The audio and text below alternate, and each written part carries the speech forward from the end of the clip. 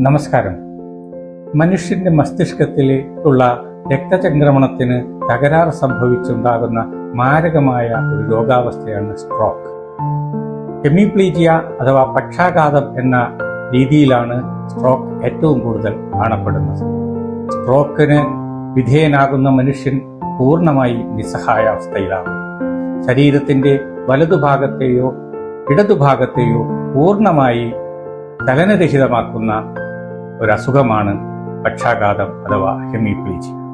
ഇതിന് പല കാരണങ്ങളുണ്ട്. അമിതമായ BP, കൂടുതൽ കൊളസ്ട്രോൾ, അമിത മദ്യപാനം, അമിതമായ ചിന്തകൾ ഇതെല്ലാം സ്ട്രോക്കിലേക്ക് നയിക്കാറുണ്ട്. അതുകൊണ്ട് ഇത്തരം രോഗികളെ, ഈ രോഗികളുടെ ബന്ധുക്കൾ കൃത്യമായ ആയുർവേദ ചികിത്സയ്ക്ക് വിധേയമാക്കണം.